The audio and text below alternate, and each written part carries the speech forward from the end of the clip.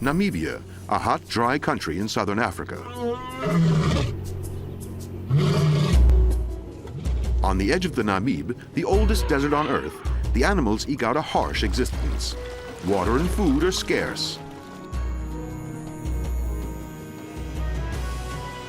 Just one narrow strip of the coast is brimming with life, supported by the abundance of the ocean. A German biologist has chosen this country of contrasts for her research, and with good reason. Brown hyenas, which live here cheek by jowl with seals, have been the focus of her attention for years.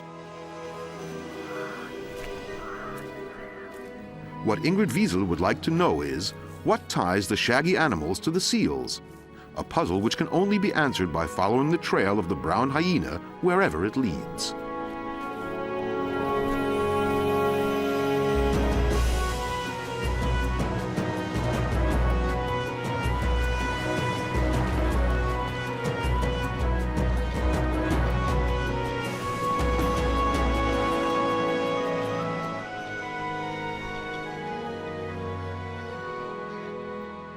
The first rays of the sun transform the sea into rippling gold, but on the Namib coast, the hours after dawn are bitterly cold.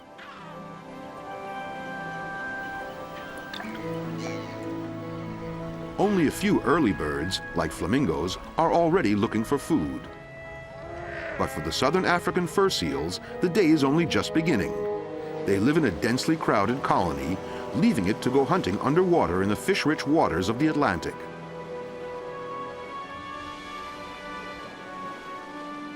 It's a barren shore, just water and rock for miles on end. Few animals can find a living in this wilderness, but brown hyenas have mastered it. Two females, known as Gypsy and her daughter Emma, are raising their young in the same den together. Living in an extended family makes sense. The mothers can share the work.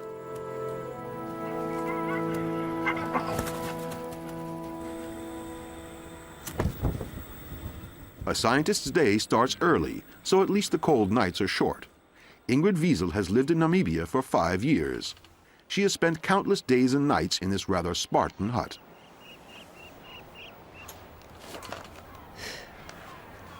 Originally from Hamburg, Germany, she could only guess at the strains of field research when she began her studies for the Zoological Institute of her home university. She was to investigate the feeding ecology and hunting behavior of the brown hyena. No easy task in this inhospitable landscape, far from civilization. Ingrid Wiesel's work has already attracted the attention of international scientists. Last year, she was appointed as expert advisor to the International Union for the Conservation of Nature. Her hyena project is now part of a nationwide program organized by international scientists. A census of all the large predators of Namibia. For Ingrid, every day begins with the same routine, a walk through the seal colony. These animals play a very special part in the life of the brown hyenas. Southern African fur seals have lived on this beach for about 50 years. They occupied the islands offshore before then, but today they have spread to the coast. Every year in October, the huge animals come ashore in large numbers to mate and to give birth.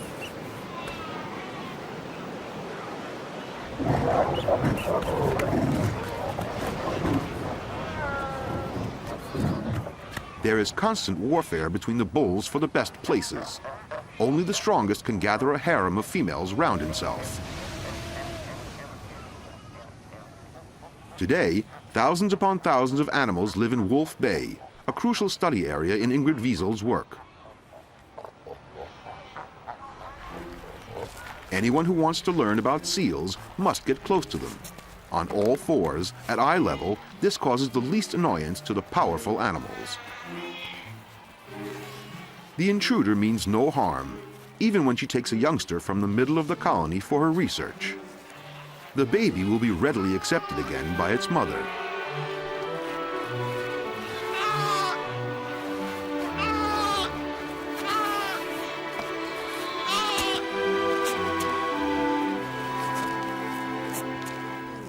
It's mid-December, the height of summer in southern Africa, the time when most baby seals are born. Okay, just relax. Ingrid wants to find out everything about the youngsters, the numbers born, how their weight increases, their growth, and much more. You're such a nice one. Relax. This is the only way to establish a baseline for her detailed report on the development of the population and the future chances of the colony. Sadly, here in Namibia, as elsewhere, seals are still killed every year. Admittedly, this happens only in fixed seasons. But nevertheless, it's a serious matter. Until now, every effort to put a stop to it has failed. When full-grown bulls fight for mastery, it's a clash of titans.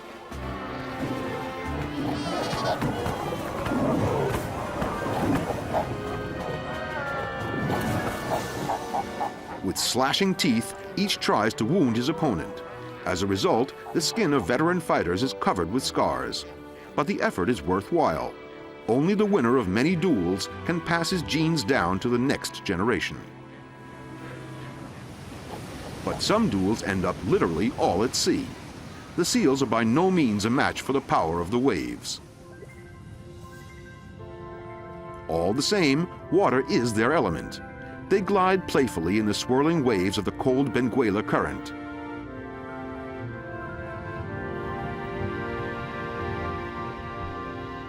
This water from the Antarctic makes the ocean here in the tropics unusually cool.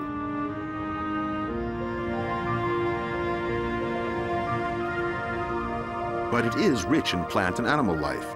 It brings plenty of food for the seals, and it is the foundation of every form of life here on the edge of the Namib Desert.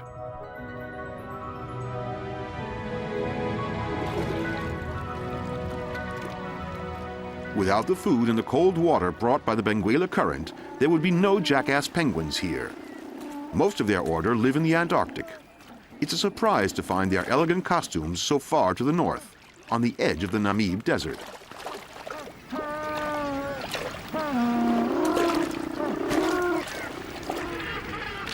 Cape gannets, too, build their breeding colonies only where the sea provides fish in abundance, daily for thousands of hungry bills.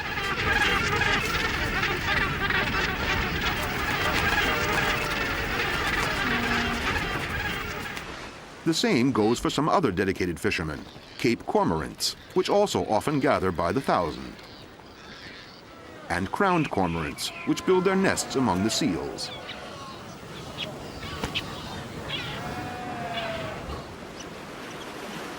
Those that can't hunt underwater find what they need at the edge of the sea.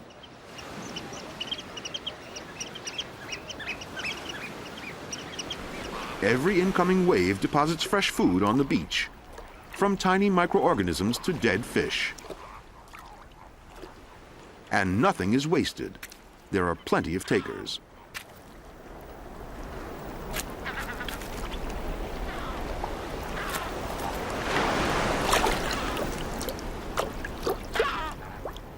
The most conspicuous customers at this inexhaustible store are birds, but they are not the only ones. Crabs, too, take their share.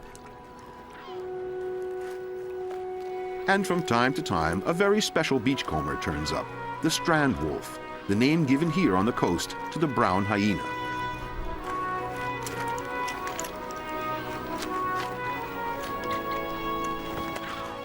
Brown hyenas are mainly scavengers. On the edge of the Namib Desert, they couldn't survive unless they made use of anything and everything edible.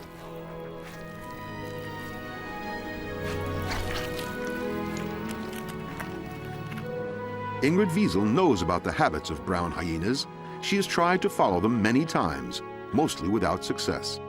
But one day her stamina paid off, and Gypsy led Ingrid to her den, in a dry, rocky landscape 2 kilometers from the sea. For some time, Gypsy has shared this den with her daughter Emma, a hyena with a conspicuous ear notch. Ingrid Wiesel and Emma go back a long way. She was the first brown hyena she met nearly 5 years ago. She can follow Emma's routine almost continuously with the help of a radio collar. No other hyena is so close to her heart. Whenever Ingrid hears the signal that Emma transmits, she tries to find her. But the signals indicate only the direction, not the distance. It always takes a certain amount of luck to actually find a brown hyena in this endless brown scenery.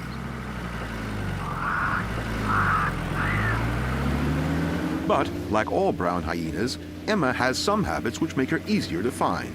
She has favorite routes which she uses all the time while looking for food. For Ingrid Wiesel, checking these paths has been routine for a long time. She keeps a lookout for Emma from certain observation points, and from time to time, she gets lucky. A jackal on the horizon is a good sign. And then, close by, she finds Emma.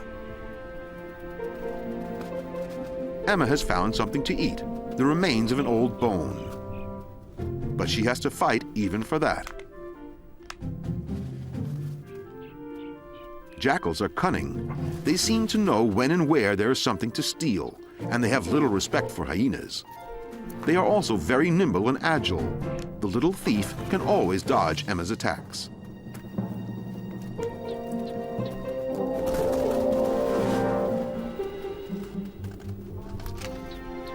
For Ingrid Wiesel, today's search for Emma has been well worthwhile. Encounters between jackal and hyena are by no means an everyday sight in the Namib.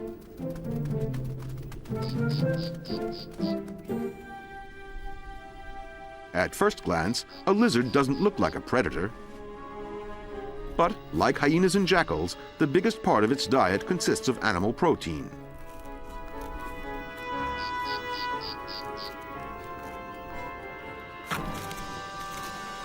An abrupt end for the grasshopper larva, which stood no chance of escaping the clutches of what is literally a cold-blooded killer.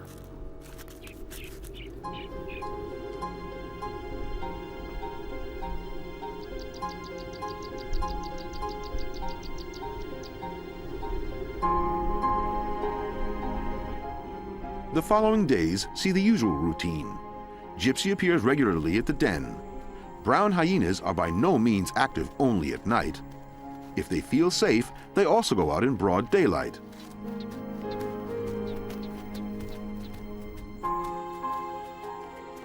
This is the fourth day when Ingrid Wiesel sees only Gypsy with the young. It often happens that one of the mothers is away for a while, but this time Ingrid feels uneasy. Could Emma be in some kind of trouble?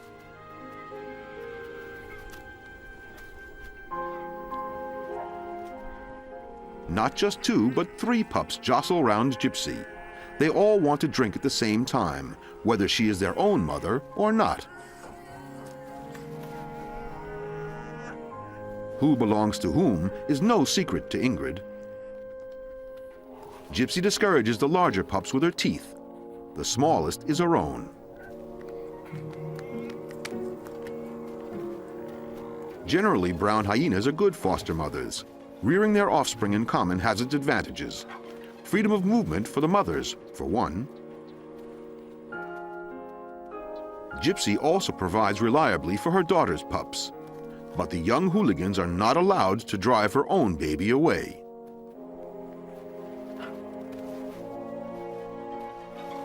It takes time until it becomes clear who has precedence.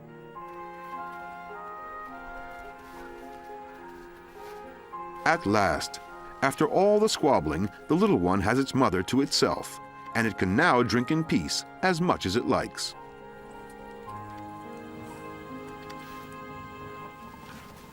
Its older companions meanwhile engage in some combat training of their own.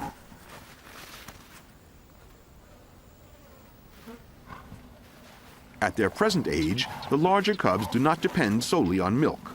Perhaps this is why Emma, their mother, doesn't visit the den so often now. Gypsy, on the other hand, still shows a great deal of motherly concern for her baby, just a few weeks old. But this affection can be irksome to the little one, especially when the older members of its clan turn the entrance to the den into a playground.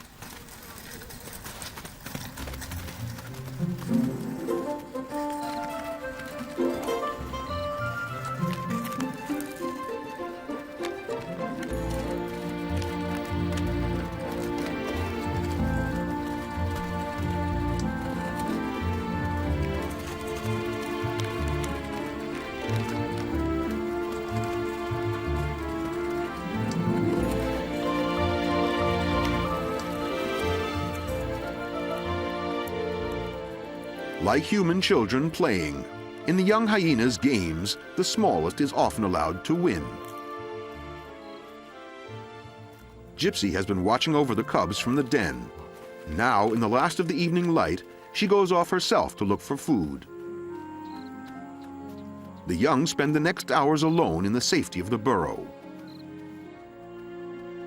Gypsy will cover 20 or 30 kilometers effortlessly with the typical hyena lope, until she has found something to satisfy her hunger.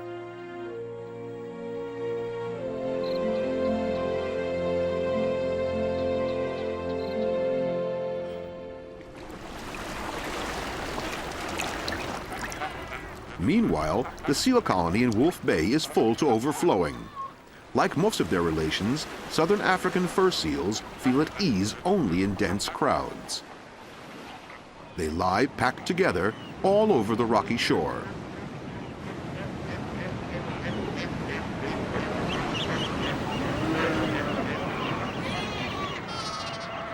The harem bulls have gathered their females and are flirting with them, in their own way. In these cramped conditions, to go to the water means running the gauntlet, as each seal defends its own resting place. Now is the time when most of the females give birth, almost simultaneously. As with all colonial animals, they have no privacy at all. Wherever the contractions start, the mother squeezes her pitch-black baby into the daylight, which looks as if it had been wrapped in cellophane.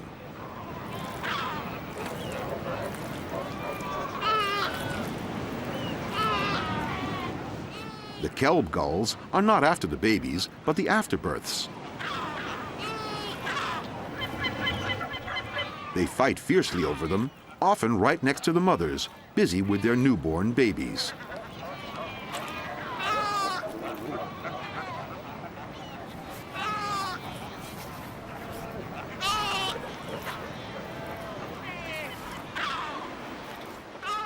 For the gulls, it is a time of plenty. For them, Wolf Bay is a land of milk and honey, albeit for only a few weeks.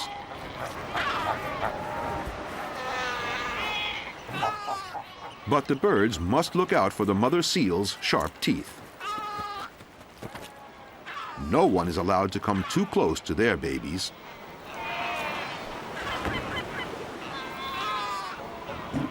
Tender, loving care stops when the mothers become rivals. Probably one of the two has lost her pup. She now brutally demands the neighbor's baby in its place.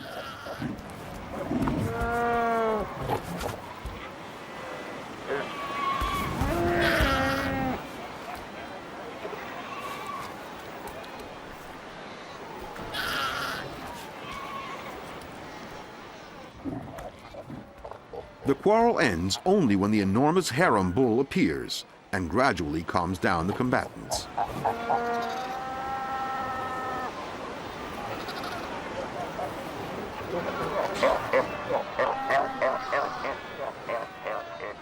Miraculously, the baby has survived the wicked stepmother's violent tug-of-war unharmed.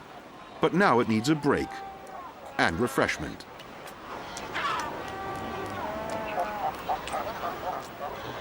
During their short time on shore, the seals not only give birth. The females are ready to mate soon after their young are born. The males, 4 times the weight of their mates, look as if they'll crush them in the process. Like the gulls, jackals also benefit from the colony. For them, too, there is always something worth having, even if the watchful mothers will not let them come near.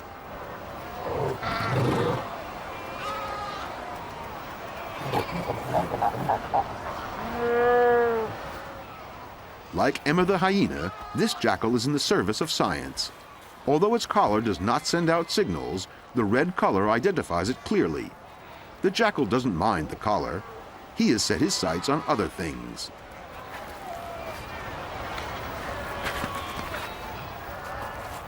Along with the larger predators in Namibia, jackals are included in an international project to investigate their distribution and population. It is the only way to measure the threats to these animals. Now, in the seal's breeding season, jackals, like gulls, live a life of plenty.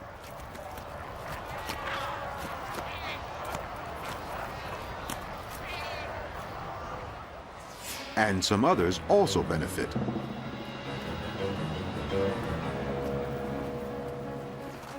Baby seals that wander away from the center of the colony are in great danger. They know no enemies, and in their innocence, when they are not being looked after by their mothers, they often walk straight into them.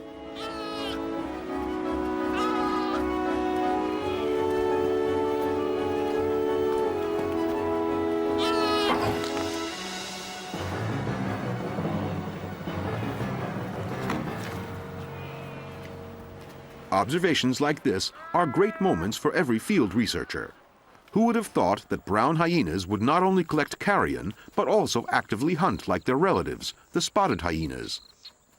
Considering that the seal colony has only been in Wolf Bay for 50 years, this behavioral adaptation of the hyenas has, in evolutionary terms, happened amazingly fast.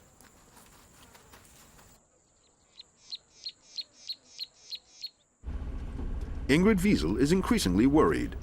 Emma has still not shown up at the clan's den. Ingrid decides to travel to Lüderitz to make inquiries.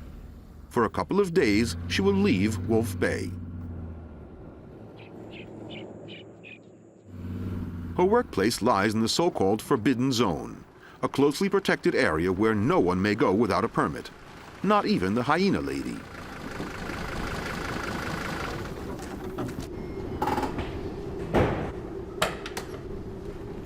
Hello. Hi. She is not even allowed to drive her own car through the checkpoint. Very nice.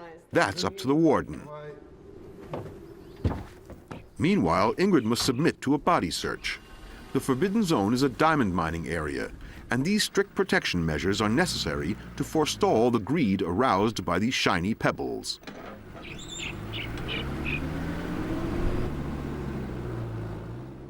It is amazing what people will come up with to smuggle diamonds out of the protected area. Stones have been stuck to carrier pigeons, hidden in the soles of shoes, even fired over the boundary with a bow and arrow.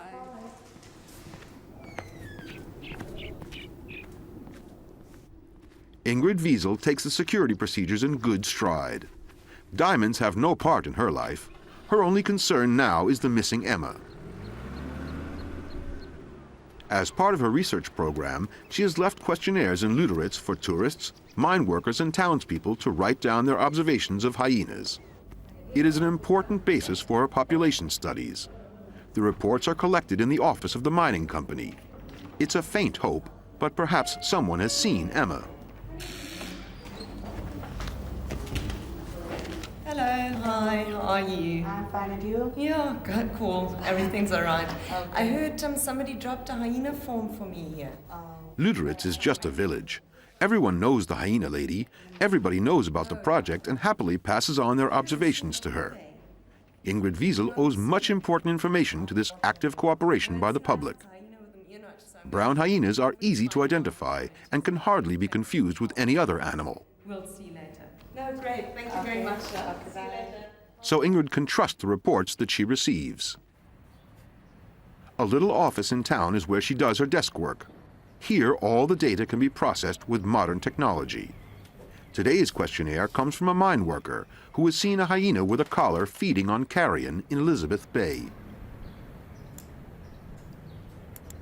Perhaps this was Emma. The information is only a day old. Ingrid Wiesel will go to Elizabeth Bay first thing in the morning to try to find the hyena.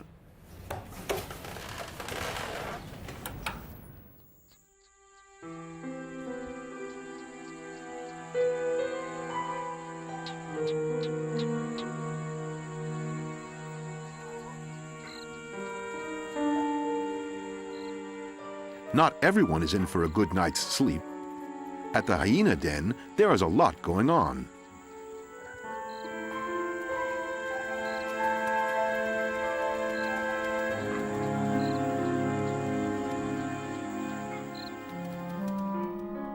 Instead of human footprints, these days hyena tracks are leading into the ghost town of Elizabeth Bay. Unlike 100 years ago, when the diamond rush was on and the town throbbing with life.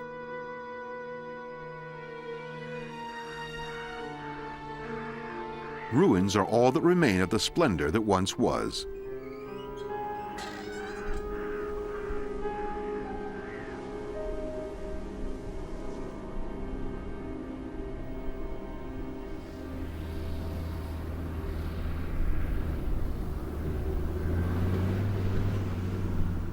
For Ingrid Wiesel, today's program is set. She will search from house to house, looking carefully for the fresh remains of a hyena's meal, and perhaps to find a clue to Emma's presence in the ghost town.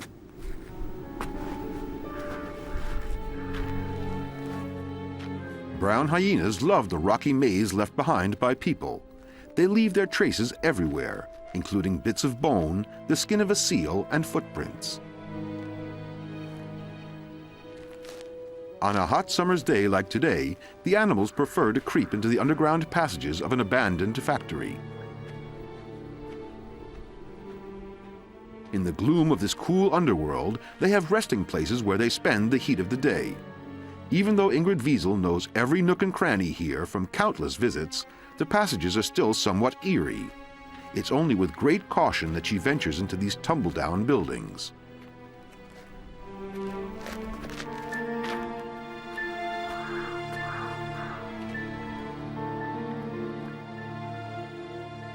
In the dark cellars, her every step is apprehensive. But there is no movement, not even a fleeting shadow. Wherever she looks, there is no sign of the missing hyena. Only the usual stale food scraps everywhere, showing clearly how often hyenas come and go. But there's no sign that Emma was among them.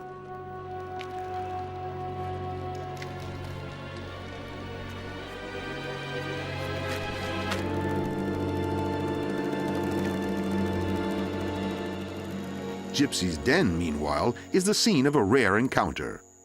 An unknown visitor suddenly appears on the rocky ridge. Gypsy is not there, and her pup immediately practices twig marking, leaving a scent mark as hyenas do. This is not at all easy, but practice makes perfect.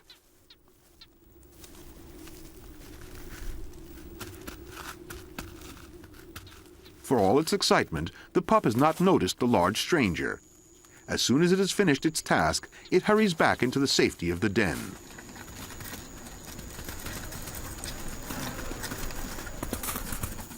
One thing is immediately clear. This hyena does not belong to the Gypsy clan. The stranger is seeing the den and its surroundings for the first time. He places scent marks on stones and twigs to let every other hyena know he was here. But who can he be? Possibly a nomadic male with no strong attachment to any clan. A jackal eagerly follows the stranger's every movement. Maybe he's hidden some food his shadower might nick on the sly.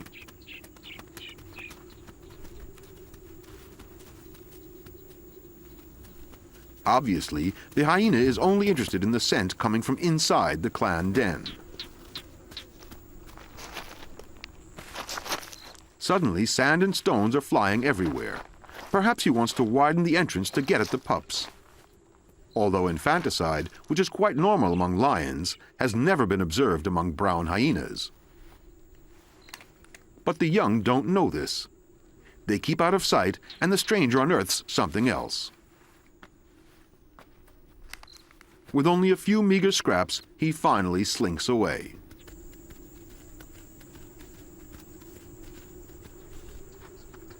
The jackal takes nothing. The stranger won't share.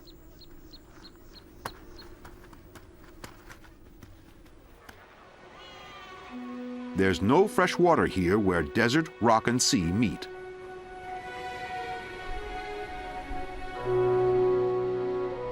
Only the gathering mist supplies the precious moisture that finds its way into the interior day for day.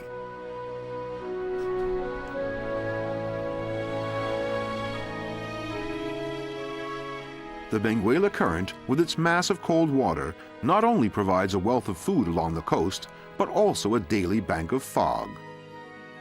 The drift of moist air allows for a frugal life in the world of sand dunes that stretches 100 kilometers inland.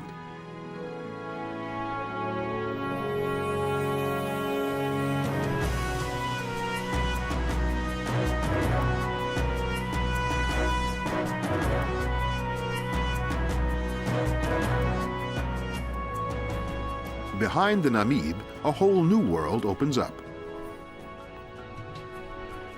Here there are accessible water holes, the key to life for a fascinating array of large African mammals. Most of them simply could not subsist around Wolf Bay.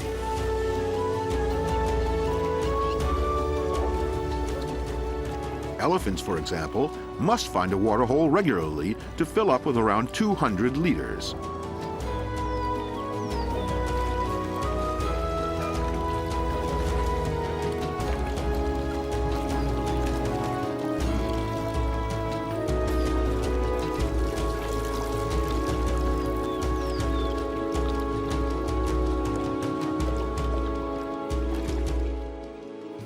Lions, too, can only survive if they can drink regularly.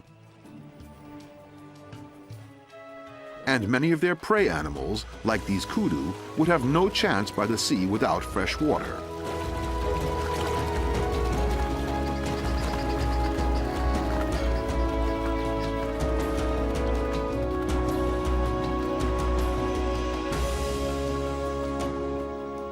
They have learned to live alongside the deadly hunters. They know exactly when their predators are coming to the water hole just to drink.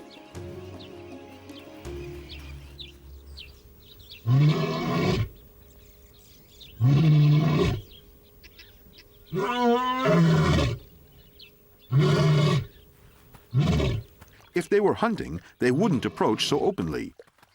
What brings them here now is thirst, plain and simple. When it comes to slurping up water, a lion's tongue is nothing like an elephant's trunk. It takes a long time for the big cat to slake its thirst. In late afternoon, a hyena troop appears at the water hole. As a clan, they feel confident, even with lions around. But they would rather move on to enjoy a drink in peace. Conflict can be dangerous, as well as a waste of energy. Unlike their relations on the coast, spotted hyenas depend completely on fresh water. They couldn't survive in the brown hyena's arid home.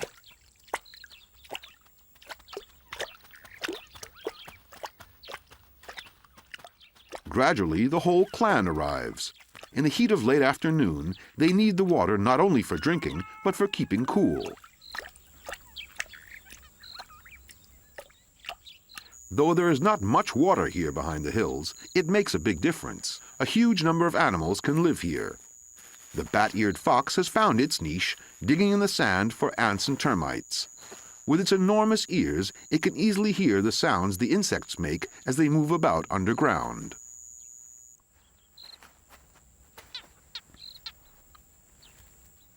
Surrogates, too, are at home in this landscape, little predators with needle-like teeth. For them, fighting is the order of the day, but they must take care in the excitement not to overlook their large, spotted neighbor.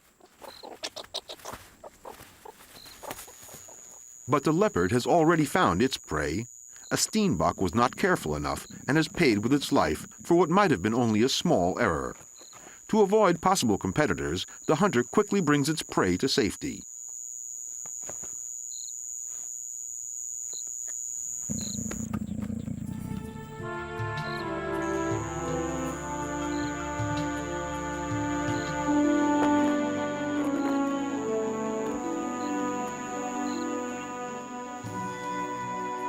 The three large predators of this area, lions, spotted hyenas, and leopards, have one thing in common. They all need water holes to survive. All three would die of thirst in a few days in the Wolf Bay area on the coast.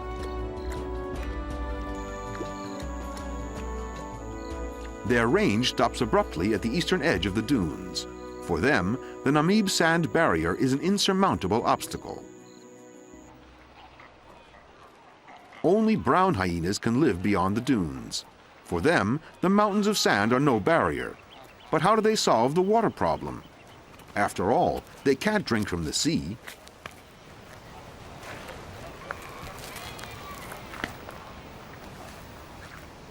What Ingrid observes here and can prove for the first time with solid evidence is a specialized piece of predatory behavior. It represents another step in the development of the brown hyena from being a scavenger to becoming an active hunter. When they kill a seal pup, brown hyenas feed selectively on its brain, which contains a lot of liquid. Often this is the only part of their prey that they take, leaving all the rest uneaten. To our eyes, this might seem gruesome. For the brown hyenas, it is a successful strategy, which saves them from dying of thirst.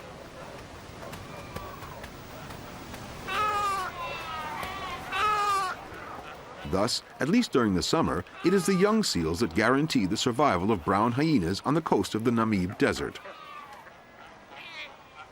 Thirst is not a problem for seal babies. They are supplied with milk by their mothers.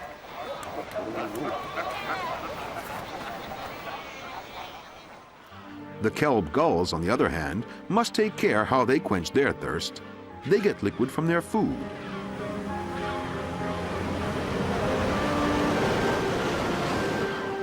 Often picking it directly from the sea.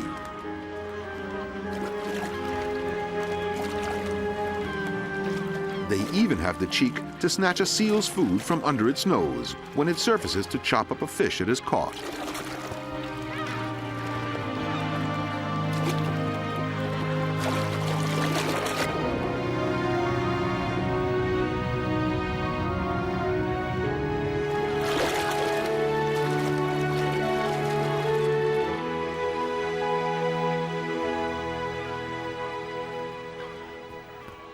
In the seal colony, everything is proceeding as usual. Most of the young are growing quickly on their mother's nourishing milk, and they are very active. But they can also become victims. Ingrid finds many dead baby seals which are outwardly completely undamaged, but prove to have had their skulls crushed. She suddenly realizes what is happening. Some other predators behave like this too. Scientists call it surplus killing.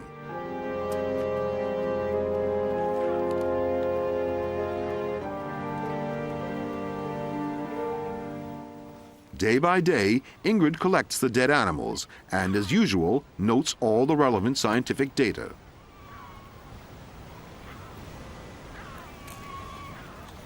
As if in a frenzy, brown hyenas kill far more baby seals than they need. For predators, this is not unfamiliar behavior.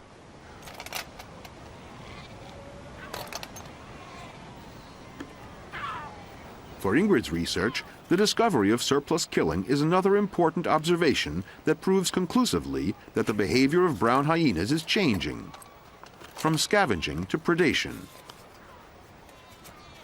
Finally, Ingrid attaches a small plastic marker, which if it turns up again later, will tell where the carcass has ended up.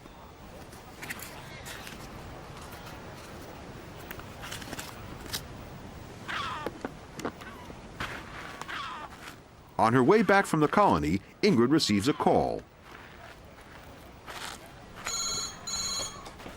Hello? Yes? Someone has found a dead hyena, run over by a car. It is still on the side of the road with two boys waiting beside it. Okay. Two boys, you say?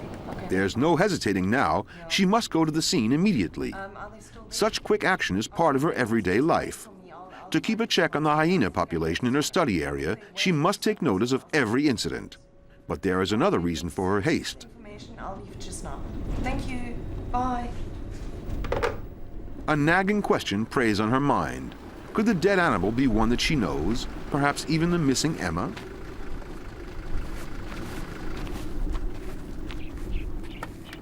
Hello. Hi. The two boys were on their way into town when they found the hyena. No, they didn't see the car that caused the accident. Yes. With great relief, Ingrid recognizes at once that this is not Emma. The dead animal is not wearing a radio collar. It has no notch in its ear. And it is a male. What follows is established routine. She makes a quick note of all the important details. Where found, time of day, cause of death, sex. Any further investigation can be done later in the laboratory. An exact comparison with all the data stored in the computer might perhaps provide information about the animal's origin. Could you maybe do me a favor and just hold the teeth, the mouth open, so that I can take a photograph of the teeth? Okay. She also photographs the teeth. This will provide useful information about the animal's age and state of health. Okay, thank you. I know now it's disgusting. The boys help her lift the heavy animal into the car. It must be taken as quickly as possible to Luderitz, as the midday heat accelerates decomposure. Traffic accidents actually aren't common causes for the deaths of hyenas, but once in a while, they do happen.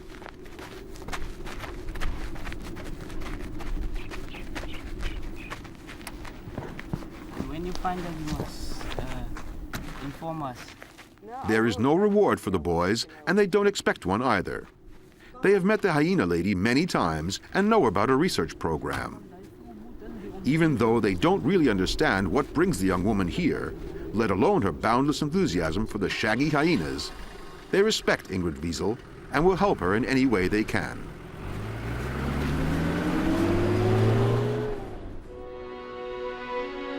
While Ingrid Wiesel works far into the night in the laboratory in Luderitz, a strange thing is happening in front of the hyena clan's den out among the rocks.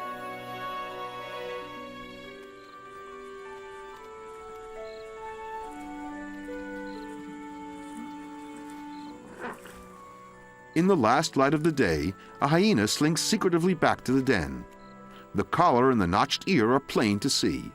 It is the long-lost Emma. She has come home.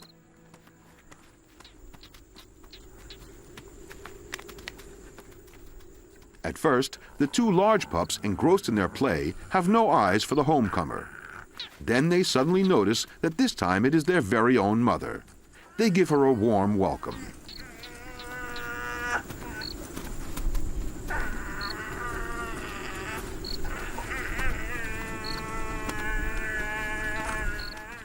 This time it's Gypsy's pup that doesn't get a look in or even looked at. Emma takes her two youngsters with her and leads them away from what was the clan's shared den.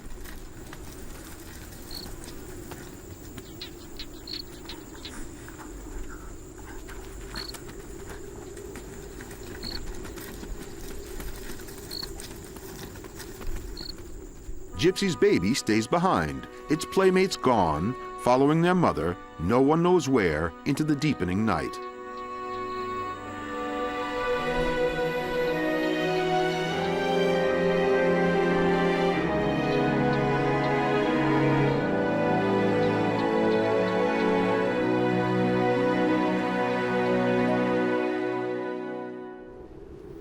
On her daily visits to the hyena den, Ingrid Wiesel notices that the two large pups have disappeared.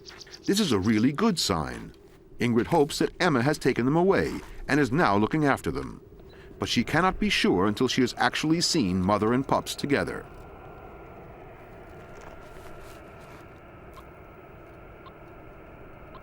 Even with radio telemetry, in the unending vastness of the Namib, finding one specific hyena is like looking for the proverbial needle in a haystack. But her efforts and her patience pay off in the end. Suddenly, Emma's distinctive signal can be heard loud and clear. On a hilltop, silhouetted against the sky, Ingrid discovers her very own Emma together with her young. In a great wave of relief, all the worries and tension of the previous weeks immediately fall away.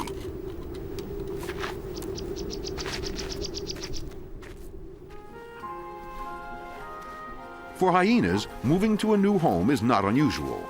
After 2 or 3 months, a clan den is usually uninhabitable. It becomes infested with parasites, which attach themselves to the pup's fur, making their life a misery. Then, moving on is the only thing to do. But there was certainly no agreement between Gypsy and Emma about the exact time to move. Family bonds in hyena clans hardly go that far. But it's not impossible that the two of them will ever find themselves together again.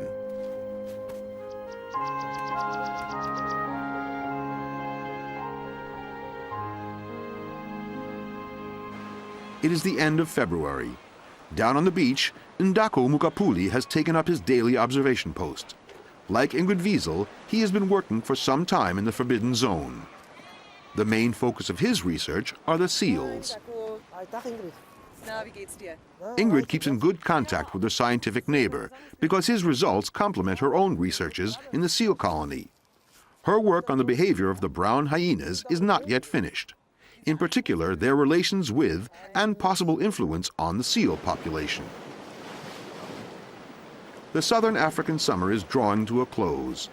The young seals have grown bigger, too big for predators, which still raid the colony as before, but now seldom find anything to eat.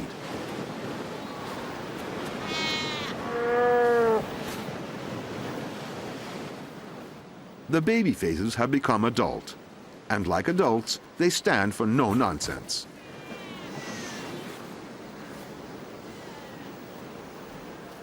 More and more often, the raiders in the colony now leave as they arrived, with empty bellies.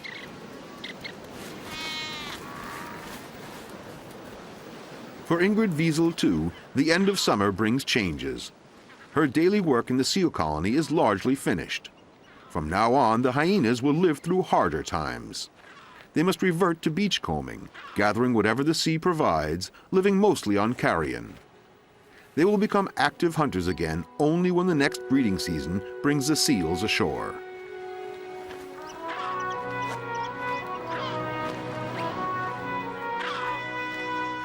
How the family groups will develop in future remains the main question on Ingrid Wiesel's mind.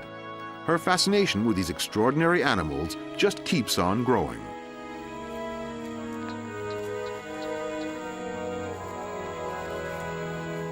Gypsy is alone with her pup.